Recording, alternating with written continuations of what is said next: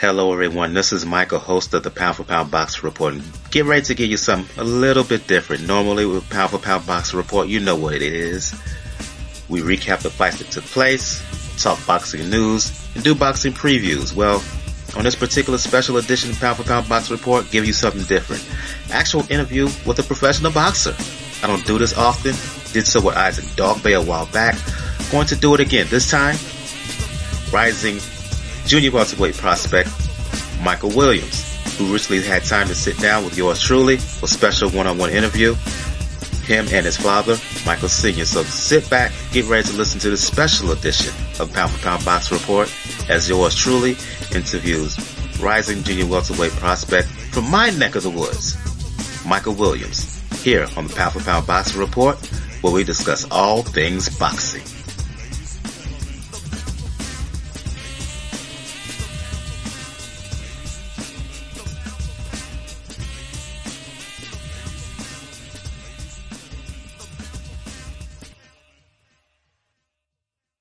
Hello everyone, this is Michael from Pound for Pound Boxing Report and Three Kings Boxing. Normally with Pound for Pound Boxing Report, I just stick to covering the fights, recaps, previews, and talking news. But tonight, I'm actually interviewing a fighter. I did interview a fighter earlier this year with Isaac Dogbay. Want to interview another fighter. This time I interview with rising welterweight, junior welterweight prospect Michael Williams Jr., fighter from my neck of the woods, the Carolinas. Joining me along with Michael Jr. is his dad, Michael Sr. What's going on, Junior and Senior? What's going on, man?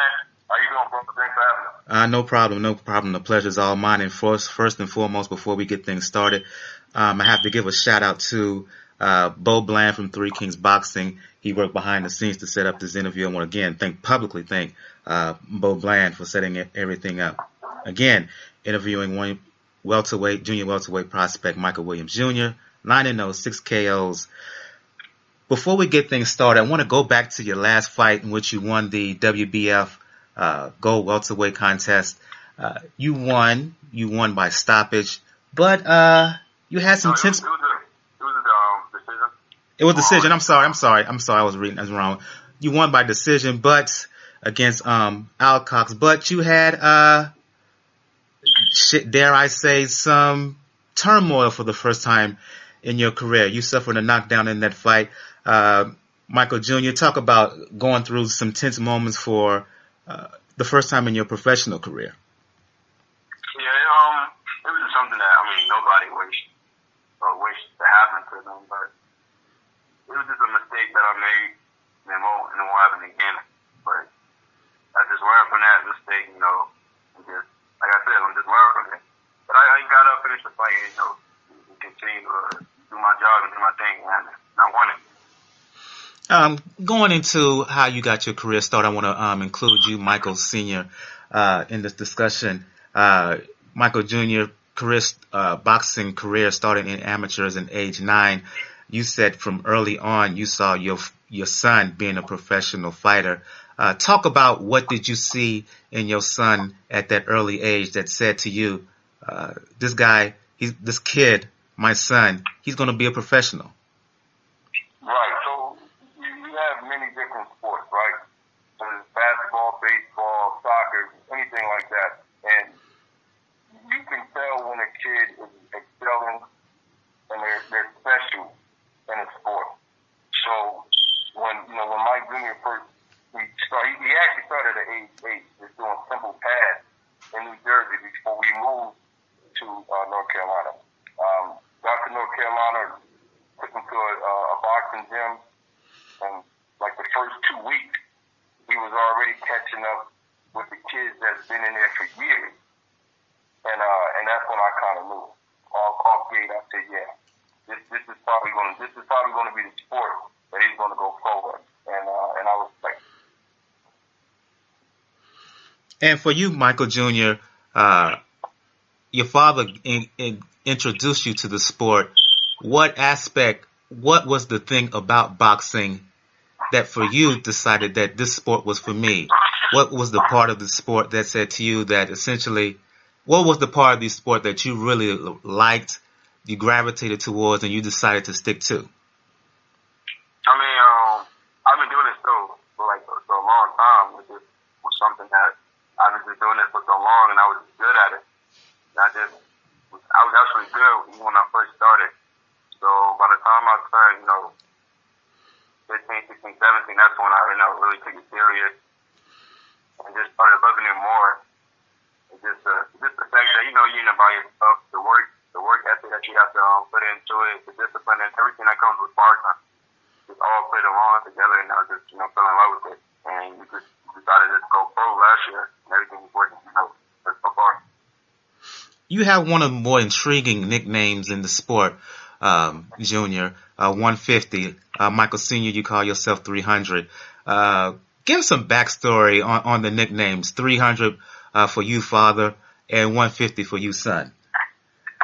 Well, back when I was in my early teens as a player, one of the coaches had called timeout, and we all went to the bench, and the coach started yelling at the team, and the coach, his name's Coach Iconelli. He said, you guys think you're giving 100%, and he goes, Mike is giving 300%.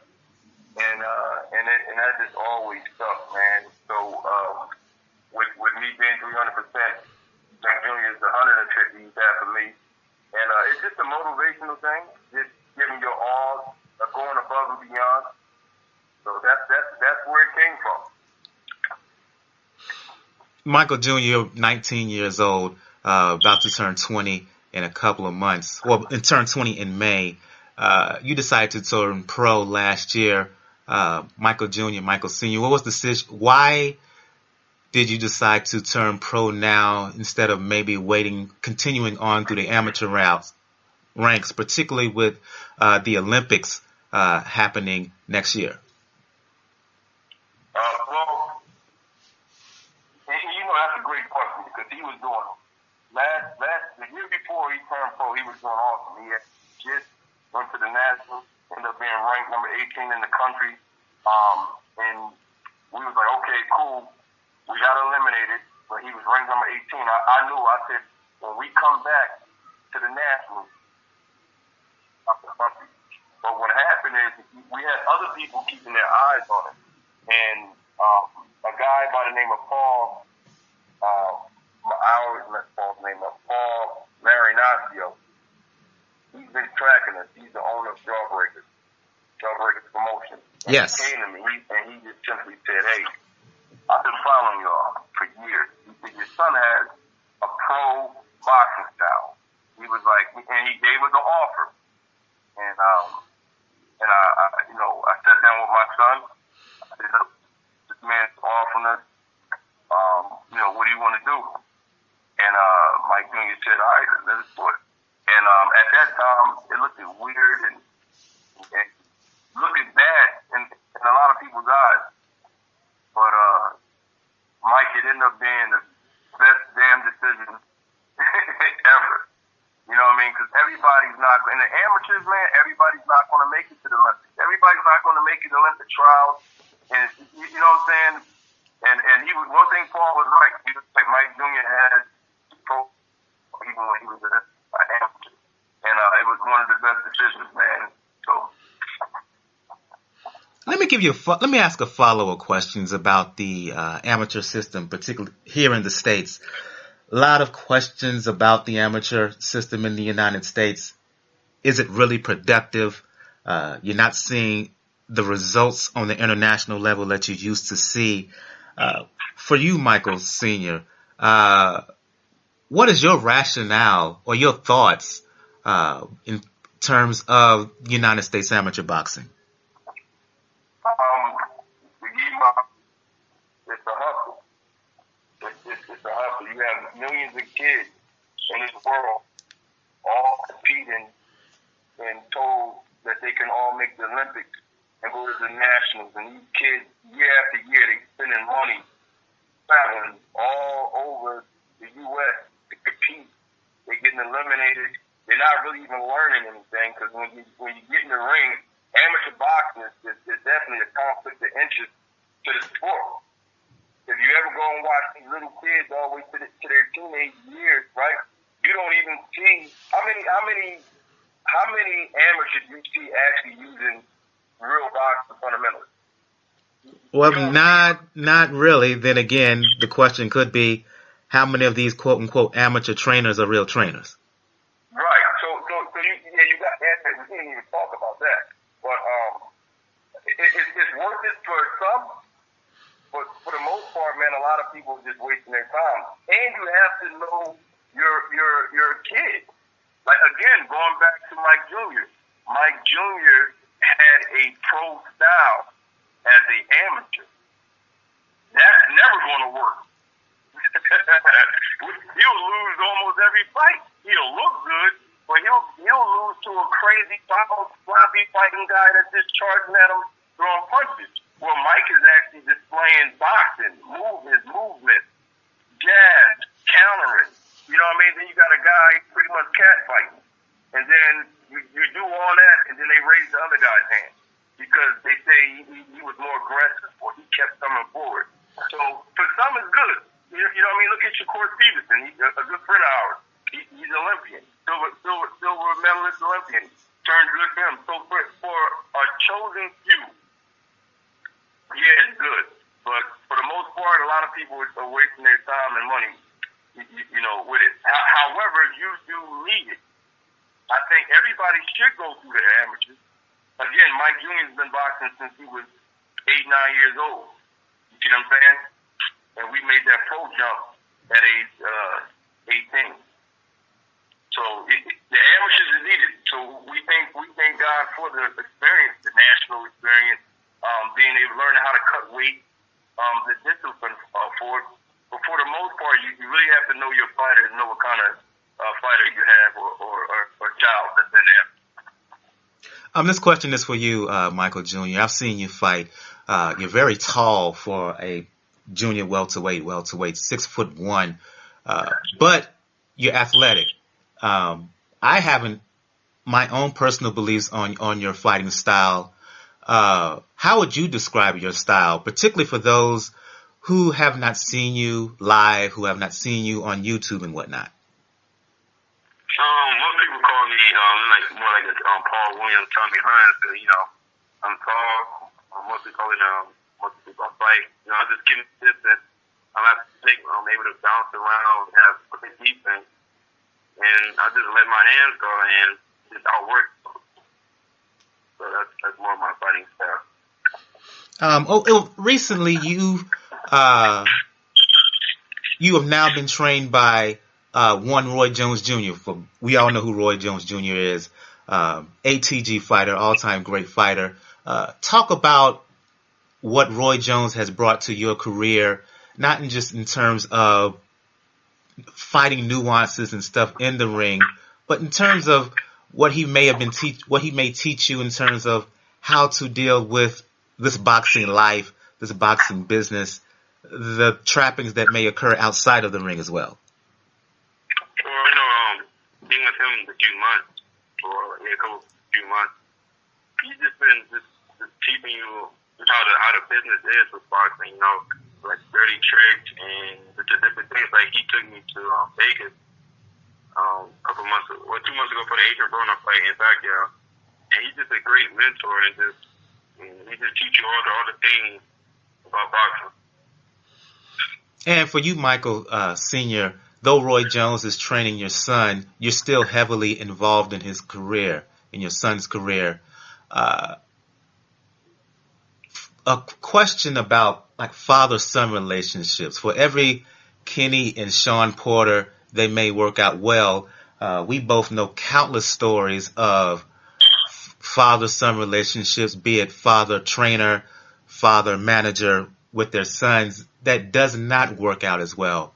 What do you do as a father, as a dad, in terms of the handling of your son to make sure you don't fall into that trap of what may look well out on the surface, behind the scenes, is things, there's turmoil, if you will. What do you do to make sure that things are copacetic with you and your son across the board? All right, so one of the things is Mike Jr. it's crazy because he was brought up on Roy Jones. You know what I mean? mean? So I've been studying, you know, Roy and following Roy myself, right? So I didn't see the things Roy has been through with his father, as well as, you know, Shane Mosley, Mayweather, you know, all the great dudes and sons. And what I did was I watched and learned from it. And so what keeps us good is, number one, I respect my son, because at the end of the day, I'm raising the boss in boxing. Mike is the boss. You know what I'm saying? Number two, letting him make decisions and listening to him.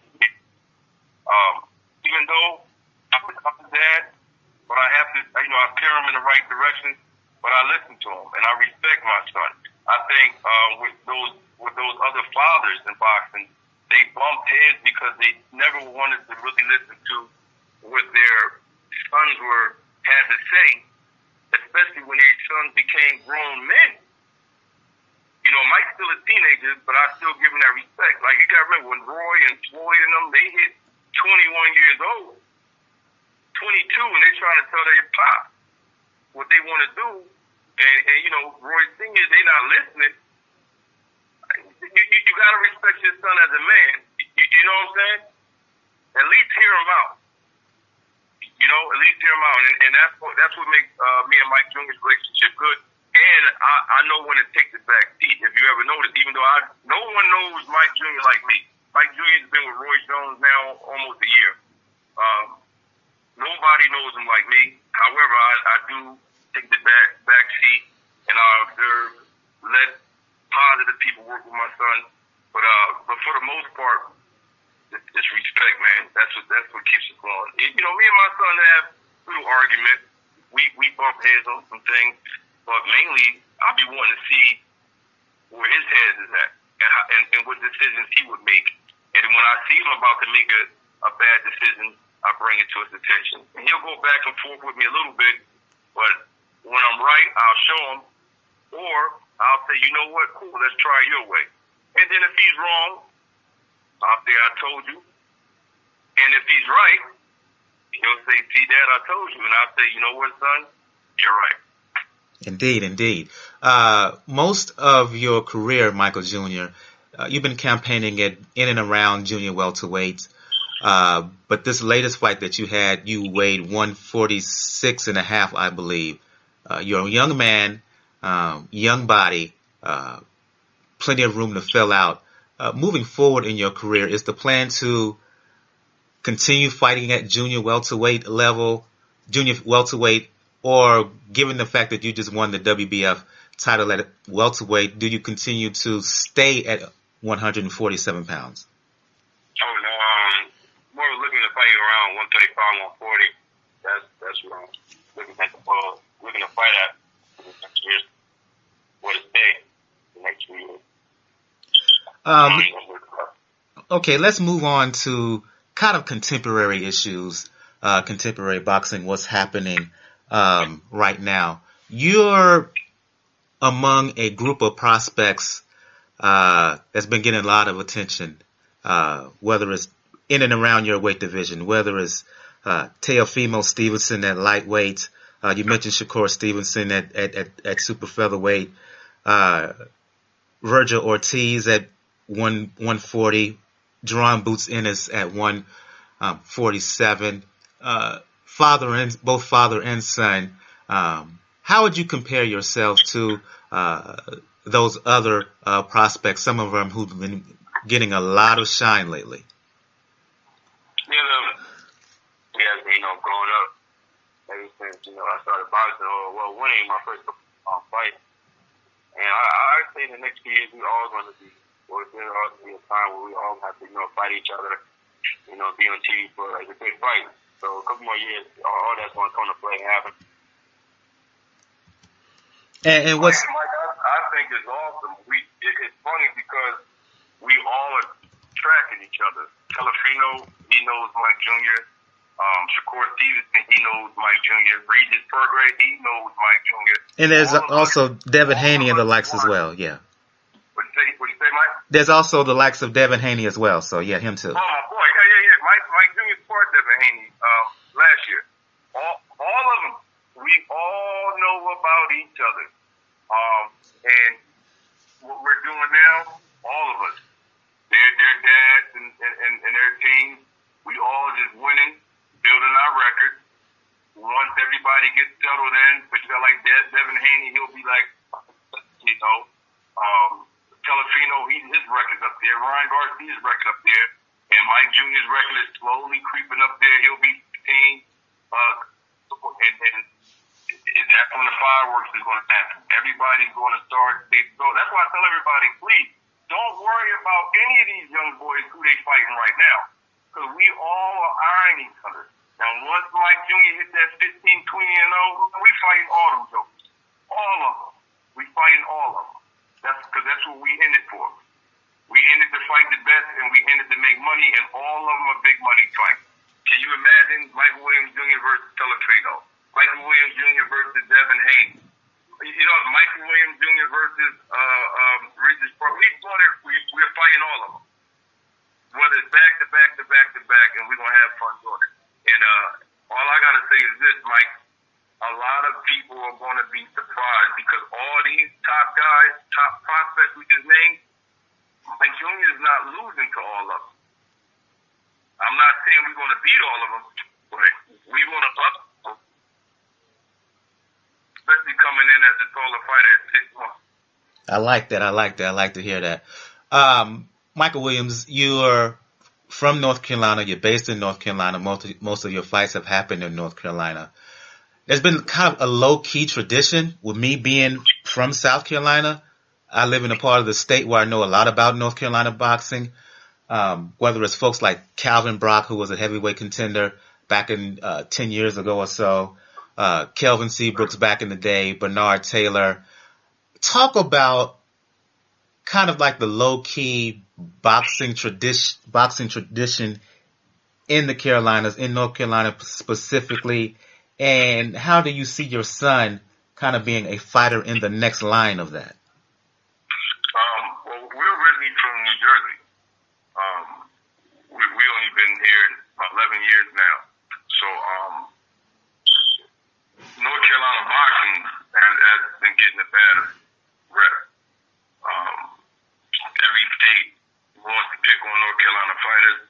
Nobody wants to respect North Carolina fighters. Mike Jr. is one of the ones that are campaigning to change North Carolina. That's why we go out and spar Shakur Stevenson, Devin Haney, and stuff like that. That's why we promote them the way we promote them. And people are really respect that. So now if anybody trying to bash North Carolina, the first thing they say is, man, they got this kid, Michael Williams Jr. And then you hear some people even say, oh, we don't consider Mike Jr. a North Carolina fighter because he's from New Jersey. We consider ourselves a North Carolina fighter, even though we're from New Jersey, because we want to change that reputation and, have Mike as one of the So North Carolina boxing is definitely on the roster, man. Along with Mike Jr., I say leading the pack with, his popularity, plus having Roy Jones and a few other North Carolina fighters. We're changing that. Man, look, the same folks who want to claim Michael Williams' jersey and all that, they try to claim Michael Jordan just because he was born. They try to claim Michael Jordan as theirs because he's from Brooklyn, so you know how that goes. Yeah, hey, Mike, we're going to do the same thing. That is exactly how it is. Hey, bro, you killed it just now, Mike. We got a family in New Jersey. Man, they get so mad when they hear Mike Williams from Fayetteville, North Carolina. They say, no, he ain't from New Jersey. Yeah, but his career took off in North Carolina. I hear it all the time. Chicago cats try to claim Kevin Garnett, even though he was basically raised in Greenville, so you know how that go. Ask you again, for you, senior and junior, your reaction to Errol Spence win over Mikey Garcia and some of the backlash that Errol Spence has received because, oh my gosh, Mikey Garcia took him the distance, and it was like, oh, this is using this to indict Errol Spence. I think it's ridiculous, but for you, Michael Jr. and Michael Sr., your reaction to the fight and your reaction to some of the backlash that Errol Spence, in my opinion, has wrongly received. Well, I already knew Errol Spence was going to, do that to Mikey Garcia. But I don't think, other people did. I just knew he was going to out-muscle him, and he was just more, just overall better than him. So it was nothing unexpected. Spence should be proud, hold your head high. He did exactly what he was supposed to do. And even going to distance. He went to distance, but Mikey went to distance, but he got beat up. Yes. He got beat up. Now, everybody's coming at Earl Spence, right? Can you imagine if he would have lost to the little guy? You're supposed to beat up the little guy. Period. No matter how it looks. You're supposed to beat up the little guy. You know what I mean? Hats off to Mikey for, stepping up and taking it. But, man, all praises go to Earl, man. He just knocked off, whether it was 2 weight classes more than him, he just knocked off another A-side fighter. Killed him. He beat the brakes off of Mikey. He did exactly what he was supposed to do. Okay, this interview is being recorded March 22nd. Are you two college basketball fans? Little something. What you got? We right now. Okay. Right now, we liking Duke a little bit. Oh gosh. I was going to ask you, Duke or North Carolina? Same question to you, Michael Jr. Duke or North Carolina? I'm not really, like a college, basketball team, but I'll go for UNC. There you go. Because Jordan came from there, so I go with UNC. Hey, Mike, don't get it twisted. I'm UNC as well, but I'm feeling Zion. So when Zion leaves, I will be back 300% UNC. So you're more of a Zion fan than a Duke fan? True. I like that better. Well, we're about to wrap things up. Before we do, what's the future of Michael Williams Jr.? I know he has a fight coming up next month, right? Yeah, April 6th. And for those who don't know the name of the opponent, please. What was that? Man, I gotta look that. I think Elliot Brown. Oh, good job. Yeah, Elliot Brown. He's from Philadelphia. He's 2-7. The 7 guys he lost to, all undefeated good fighters. From what people were telling me, of course, they tell us, hey, be careful with Elliot. He's tough. You got to meet these guys in training and all that, which we're going to do regardless, man. But we don't pay that no attention. Mike Jr.'s job is to go in and win. So for this 10-0, it could have been whoever. We were just going in to get the job done. And I think we're going to wrap things up. I want to, once again, thanks Michael Williams Jr. and his father, Michael Williams Sr., for sitting down. Special interview on the Pound for Pound Boxing Report. Again, I want to thank Bo Bland from Three Kings Boxing for setting things up behind the scenes. Last word for the folks out there, Michael Jr. and Michael Sr. You could, for all the folks that don't know me, you can follow me on Instagram at Michael Williams Jr. the Boxer. And that's where you can find all my updates on upcoming fights or just, watch me train and support. Or if you want to find anything else, you can just Google me at Michael Williams and everything will come up. And for you, Michael Sr.? Mike, I want to say thank you, man, for having us on your show. We appreciate you, and we want everybody to continue to support us. Keep your eye out on Michael Williams Jr. and our movement, along with one of the greatest boxers in the world, Mr. Roy Jones Jr., who is doing an excellent job with Mike Jr.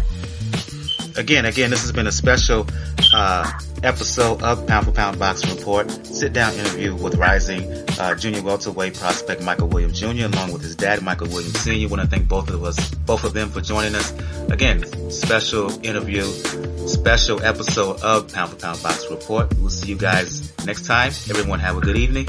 Good night.